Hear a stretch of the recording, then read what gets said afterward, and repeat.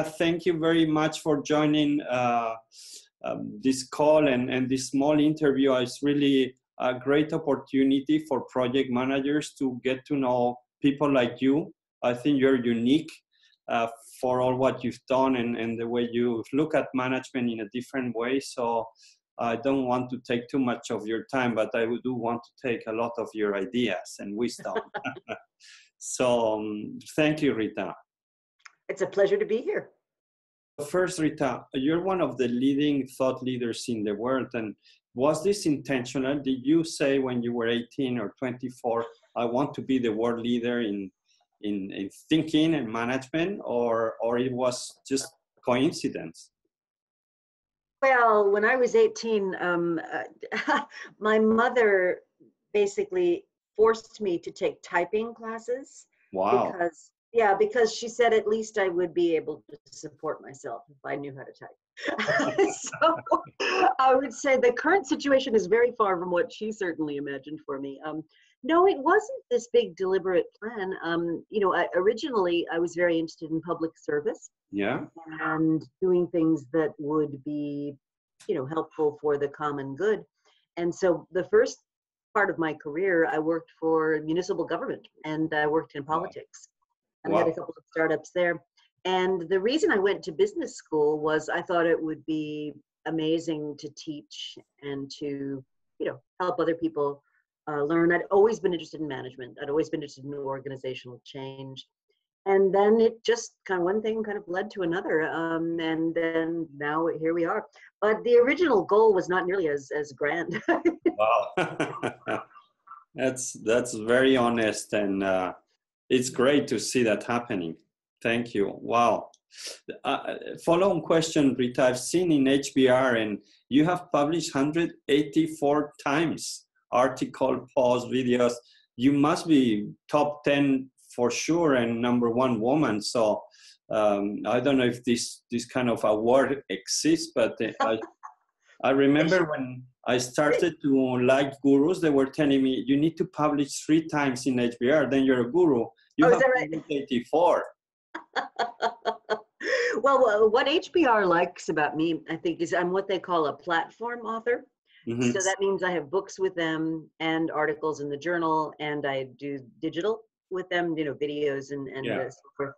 And we have a very good collaboration. I really am loving their editorial process, which a lot of people don't understand about them, which is that the editors really do help you craft your ideas so that they're accessible to a broader audience. And I think for those of your listeners who are interested, they're always interested in hearing from new people, and they really like kind of a fresh take on commonly understood topics. So I think that's very positive. And how do you keep sharp? Because you are creating new ideas constantly. You don't sleep on one like some others for 20 years, but you don't stop. No, well, I think that's part of what I love about my job, which is, I get paid to think. How many people get paid to think? It's amazing. So I read a lot. I spend a lot of time with people who are very stimulating, who are challenging. I think that's a big part of it. If you just surround yourself with people who agree with everything you say, I think that's, the road to very negative outcomes. So I think it's important to interact with people who are smart and who challenge you and who, are thinking ahead. I think that's a big part of it. I think reading is hugely important. And, people talk about social media.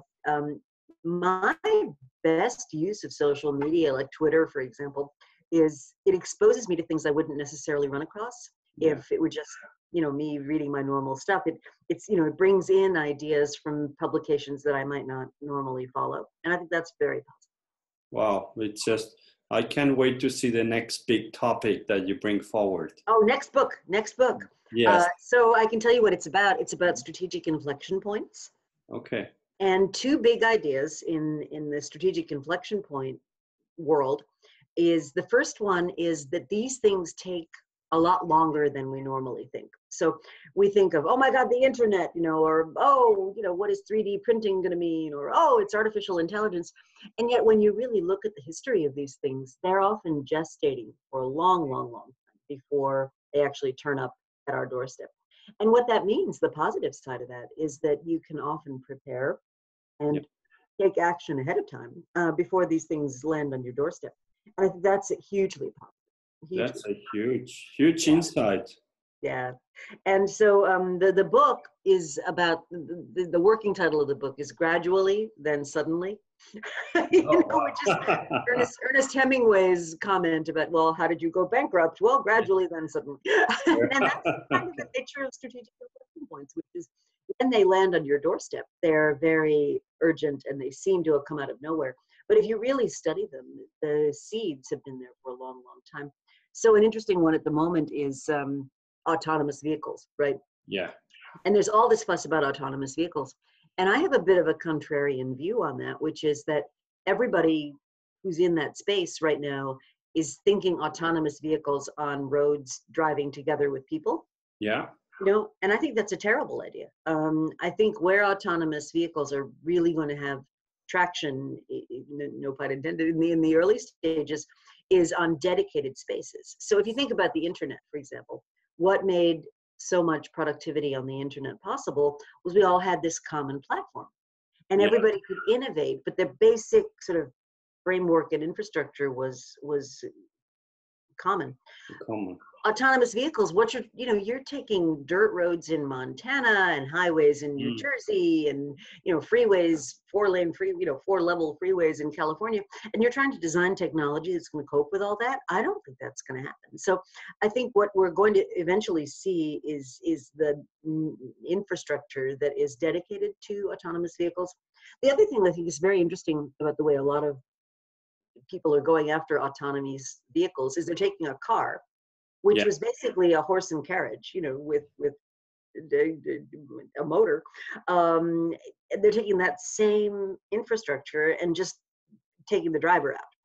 And that's one of the fallacies, I think, of a lot of people that look at the future, which is you change one thing, but you leave everything else the same. So I don't know if you are familiar with the old TV show, The Jetsons.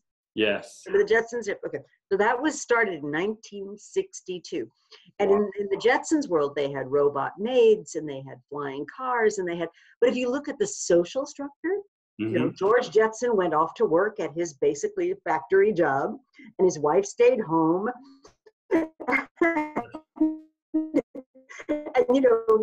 she was responsible for the kids and the meals and everything else. So what they changed was the technology, but everything else about that society was the society of 1962. And so with driverless cars, what we're doing is we're changing the driver, but we're leaving everything else about the car the same. Whereas if you were to design it, and this would be interesting for your project manager folks, if you were to design it with a blank sheet of paper, you would never design a 4-wheel drive car, right? You'd have maybe pods, or you'd have, like those old kids games where they link up pods. So the pod could only go, say, 20 miles an hour in your neighborhood.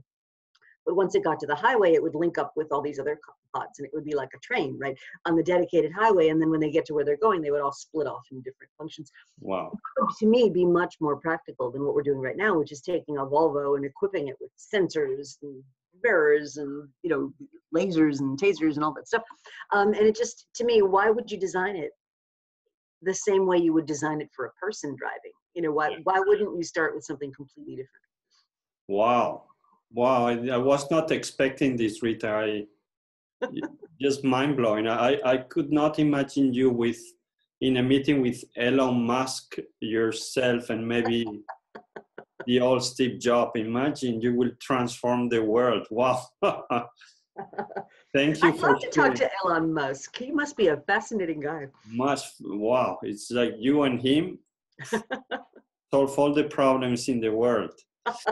I wanted to ask you now on I think what I like about your book, The End of Competitive Advantage. So going a bit backwards, but you're talking about transient advantage economy where advantages are shorter and it's more difficult to keep. So it leads me to think that what happens with strategic planning and how much should leaders dedicate to planning as opposed to implementation or execution. Mhm.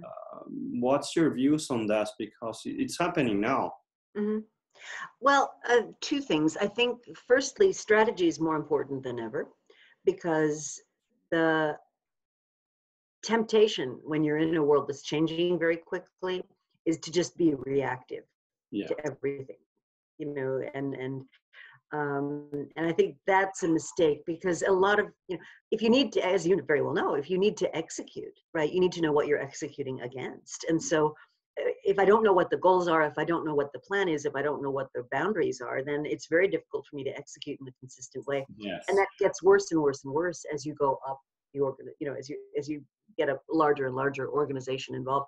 So I think strategy, ironically, becomes more important than ever because we need to make choices. So let me give an example that might bring that to life. I'm a huge admirer of what Satya Nadella has done at Microsoft. Mm-hmm. And you'll appreciate this. What he said is, look, let's stop focusing on profits and margins and that kind of stuff because those are lagging indicators. What we want to focus on is the leading indicators. And Jeff Bezos says the same thing, right? So this quarter's results are the function of what I did 4, 6, 10 quarters ago. Like, don't congratulate me on a great quarter. I'm not interested because it's a lagging indicator, right? By the time I've had a great quarter, I can't change it. Yeah. And I think the same thing with Microsoft. So what Nadella's done with his strategy is he said, look, I want to create a company that's based on, this is his words, not mine, customer love. If customers love us and if customers want to use what we produce, profits will come, ROI will come. But if we don't have customer love, those other indicators will not ever happen.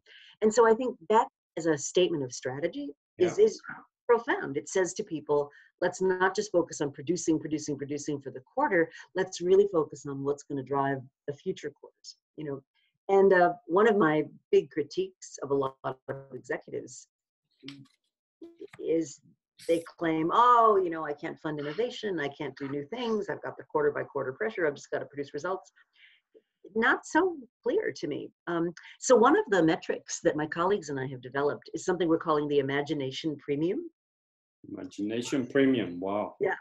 And what that is you take a company's market capitalization, and using a couple of different numbers, so using their beta, which is a measure of how variable their stock price is, and then using the capital asset pricing model, what you can do is back into how much of their current market cap is a function of existing operations. Yeah. So you can look at their cash flow, apply the methodology and say how much is a function of existing operations, and then you compare it to that number, compare that to, well, what is the difference between their market cap and that number? And that, if you then take the value of growth, we call it, and divide it by the value of operations, that basically gives you a number for how much outside investors are expecting this company to grow. Wow. And what you can do then is you can actually say, hey, if my imagination premium is low or negative, so a great example, a recent example is Buffalo Wild Wings, right? Which is a restaurant chain that basically ran out of people that wanted to eat buffalo wings on a regular basis. Yeah. What happened to them was an activist showed up at their doorstep, and they ended up selling to invest, to a private equity firm at a rock bottom price and so forth. But too high, and this is Tesla's problem. If your imagination premium is too high, it's all expectations. And so any setback, anything that goes wrong in the market, any shift in sentiment, and your market cap can deflate very rapidly, which happened to Tesla. I mean, I think it was 2-day period and they lost $6 billion in market cap. And so what my hypothesis would be is you want to be somewhere in the middle. You want to be kind of in where Microsoft is now, which is about 1.2, which is my value of growth is about equal to my value of operations. And that's kind of where we think companies want to go. Too high, you're in fluff territory. Too low, you're activist bait. Yeah. And this is part of your next book, Rita? This will be part of the next book. It's I've published a few articles on it already, and you may remember I spoke about it a little bit at the Drucker Forum. Exactly. And so but I think why it's important and why it links to your question about strategy is, if you don't have a growth strategy that people believe in, your imagination premium is going to be very low. Yes. Wow. It's super relevant. It's amazing. It leads people to the right indicators and the right thinking. Wow. I hope so. Yeah, I hope so. A related question, Rita, how does this impact the way companies are organized? I think you talk about this in some of your articles and books. I personally believe we're very hierarchical, while we should be much more agile, project-based, with what you see in China, which is small teams for a while, a bit of months or year, and then they disappear and something else comes. So how all these changes will affect the way companies are organized? I think it's going to make a huge difference. And back to my work on inflection points, there's a wonderful quote that Andy Grove uses. And he says, if you want to think about inflection points, you need to remember that snow melts from the edges. And what he means by that is the things that are going to affect your business don't happen neatly at corporate headquarters, right, in the conference room. They happen when somebody picks up a phone with a customer and gets an unexpected question, or they, something that normally operates a certain way suddenly is different, or somebody you didn't expect is suddenly now competing with you. Yeah. And so I think a big problem with hierarchy, and if you think about it, the theory behind hierarchy was always, we have different functions because it's efficient to specialize. Yeah. The project management person, you know that. And so we have all these different functions at the operating level of the company. And, the functions all do their own thing, and then the different layers up the organization do their own thing. And so the only place in the company where all the information comes together is at the CEO level. And that was the theory of hierarchy. And the theory was, if all that information came together in one place, then that's where decisions should be made, because that's where all the stuff happens. But if you think about today's organizations, what you really need is, you need strategy to help people make the decisions. You need to be able to react at the level of where activities are actually happening, which is typically at the operating level. So it's going to be a big disruption, I think. Very much so. Very much so. I wanted now to go to the second half of the interview, Rita. We all have the feeling in project management that nobody takes us very serious, that what we do is not very strategic, it's actually tactical. Well, I've done some research and there's some evidence, but just what's your opinion about projects? And I know you understand it, so that's why I wanted to talk to you. Well, I actually think the future of the world is about projects. Wow. If you think about careers, right? We're in what Reid Hoffman has called a tour of duty environment, where in your career, it's no longer like a ladder, where you start at level 37 and eventually you get to level 4, and that's nirvana. It's really about tours of duty. And there's some fascinating research that actually backs this up. So there was a study that was done by, I want to say it was Korn Ferry, and they were interested in who actually gets the C-level jobs. Yeah. So who, in a particular setting, I think they looked at consultancies, who gets the leadership roles. And what they found was that the people that actually broke through to get to be very senior were people that had much.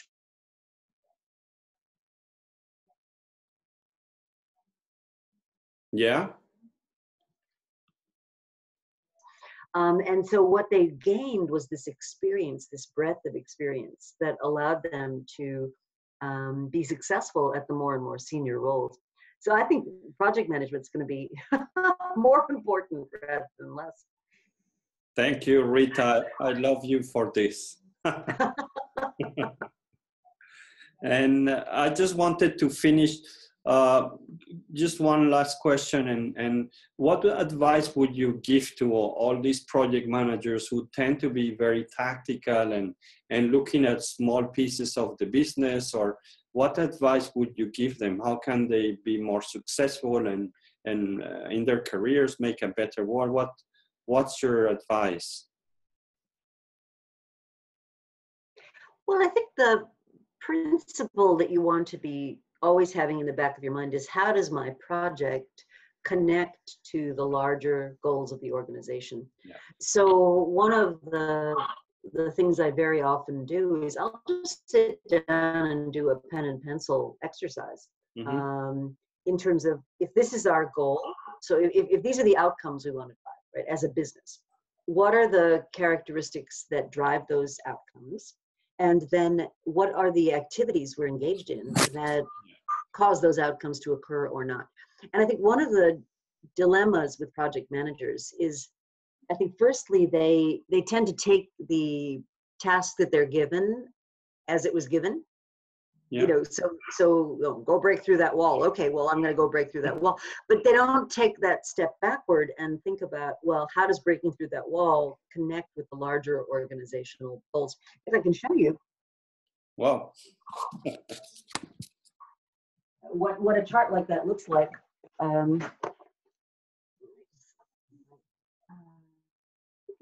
Let's see. This is live. Yeah, right. So if you sort of take your outcomes, so what are we trying to drive? And you say, well, what are the things that are going to drive those outcomes? And then what are the indicators that are going to help us achieve those? And then what are the work streams we're involved with that cause those outcomes to happen? And you can do it very simply on a pen and paper. And in fact, the simpler, the better. And what you get from that is a very clear picture of what's on strategy and what's not. And I think a lot of project managers get involved with delivering the project, and they do that very well, but they don't really think through, well, how does that project, what if this were wildly successful, what effect would that project have on the outcome of the business? The second big thing I would encourage project managers to think about is related to something I've worked on for a long time, which is the whole notion of discovery and being discovery driven. And in any context, you have a certain ratio of assumptions that you're making relative to knowledge that you have. And managing in a low assumption to knowledge ratio, so put in a payroll system, introduce an ERP, those kinds of projects where you really know an awful lot about who the actors are and what needs to happen and what the outcomes are that you're trying to drive. That's a really different environment than when you have no idea. Figure out what 3D printing means for my business. Let's understand how nanotechnology is going to influence our cost structure, right? I mean, those are completely different kinds of problems. And I think one of the failures that I see project managers get stuck with is they tend to execute everything as though it was that first category, that very low assumption to knowledge ratio. When in fact, if you're in a high assumption to knowledge ratio, it's much more about learning and redirecting and changing the plan, not sticking to the plan. And so I think one of the big encouragements I would give your audience is, if you're dealing with a lot of assumptions relative to knowledge, your world is really about learning fast and learning at low cost. And it's a different problem than if your world is about executing something you really understand very well. Mm-hmm. Wow, it's again an eye-opener, Rita. It's because, yes, we're in the concrete and measurable, and you're saying if you want to evolve, go to the more abstract and assumption-based, and that's where the richness of the combination, I guess, of both things, that makes it successful. Mm-hmm. Wow. Thank you, Rita, very much. Such a pleasure. Where can people reach out to you if they want to book you and I don't know, your books? And I think this is amazing. Your website? Well, I have a website. It's called, very creatively, ritamcgrath.com. So that's probably the first place you should go. And that will lead you then to articles. I publish a monthly newsletter. So I'd really encourage people to subscribe to that. It's completely free. All we need is your email, and we don't use it for any other purpose. So we don't do any spam or anything like that. But each month what I do, and this may actually interest your audience, each month what I do is I take a sector of the economy, and I look at what are people in that sector working on. So my most recent one is on the hearing aid business. Wow. And when you start digging into this, it's absolutely fascinating. So only 1 in 5 people that could benefit from having a hearing aid ever get one. And of the people that get one, only about half actually use them. Wow. And so it's a sector that exists, it's totally ripe for disruption. Wow. Because, it's only 6 manufacturers make them. It's very limited in terms of what you can get. And it's very, very expensive. I mean, a hearing aid can cost, for each ear, it can cost $3,500. I mean, it's very expensive. And so what ends up happening is a lot of people who could benefit from it don't get them. And so my hypothesis is it's about to be disrupted by people who, now they don't make hearing aids. Yeah. No. We don't make hearing aids. What we make are personal audio and personal sound amplification devices. So PSADs, they call them. And so companies like Bose and Apple and the makers of headphones are basically getting into the hearing aid business. They're not calling it hearing aids because those are regulated by the FDA. Okay. But they're helping people hear better. And huge unmet need, just huge. Wow. And a huge business if somebody can get it right. So as an example for your listeners, that's the kind of thing that that I publish every month in my newsletter. So if you're kind of interested in that way of looking at the world, that would be a good place to start. I'm going to put that in the newsletter, the link for your newsletter, because it's fascinating. Wow. There's so much to learn from you, Rita. You never get tired. Thank you very much. And I'm sure I will see you again somewhere in the world. Okay. Well, maybe in Europe, maybe at the next Thinkers 50. I hope to see you and bring you to Europe very soon. Thank you, Rita. I'd love that. Oh, I'd love that. And thanks. Bye. Say hi to John. Will do. Okay. So long. Bye-bye. Bye. Thank you.